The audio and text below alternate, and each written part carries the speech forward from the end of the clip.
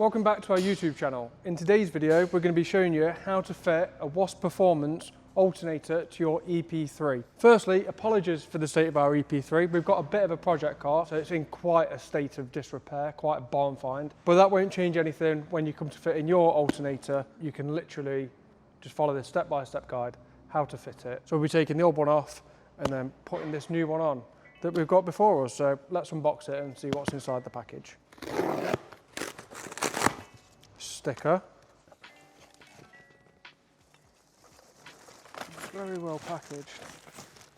The package is open. As you can see, the alternator's in here. You can have a nice little sticker. These are available at Tegiwa.com and they're a great replacement if your alternator dies because they're getting on a bit. They're 25 years old, some of these EP3s, and when your alternator goes, then you might struggle to find a replacement. So these are available at Tegiwa.com, but for now, we're going to be taking that old alternator off and showing you how to do that before we fit this WOSP one on.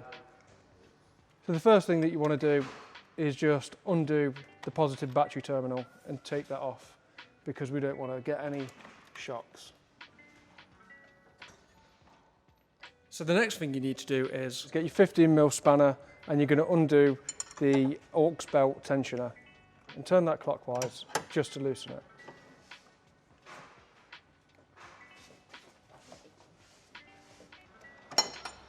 So now you're going to get a 10mm on a ratchet and you're going to undo the back of the alternator. So once you've unscrewed that, you can just take the wiring harness off it.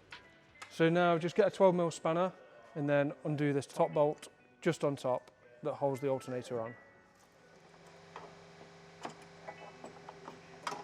So then there's just another 12mm underneath. So just undo that and then you can slide the bolt out.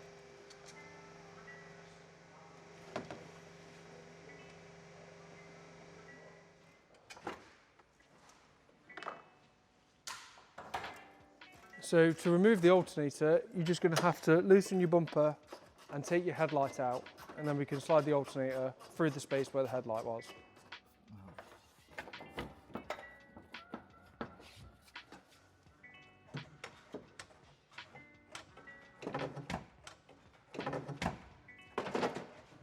So what you will need to get this alternator to fit, because these are slightly longer on the mounting holes, is an 8x65mm bolt. We have some 8x60 genuine Honda bolts here. Ideally you want a flanged bolt and then that gives you enough clearance to use the packer to put it into location. So to put the new WOSP alternator in, you simply just pop it through your headlight. It is a little bit tricky and space is tight, but it does go in and then you can put it in the right location.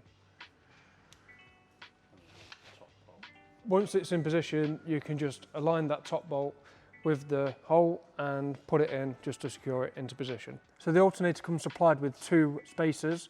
These go on the bottom lugs, which are located between the engine and the alternator. These spacers just help the alternator sit in the correct position.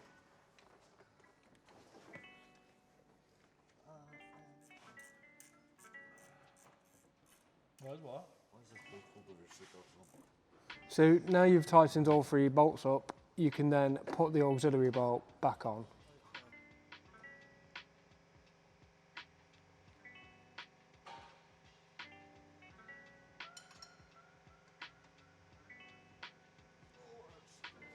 So putting the wiring on is kind of tight if you do have an OEM manifold, but if you've got an aftermarket intake manifold, then there's a little bit more space to play with.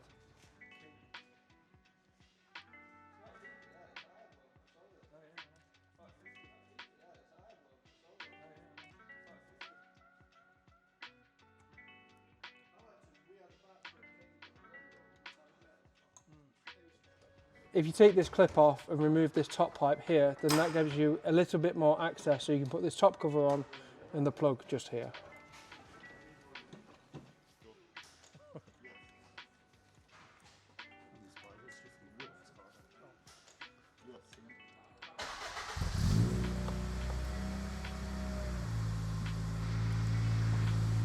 And just like that, you've got a brand new alternator, so you can do another 200,000 miles. So that's your WOSPerformance alternator now installed onto your Honda K20. Space is tight in there, but it is a pretty straightforward installation just with those longer bolts and the packers. These are available at Tegiwa.com. They're a stocked item, so go check them out and we'll see you in the next one. Thank you for watching.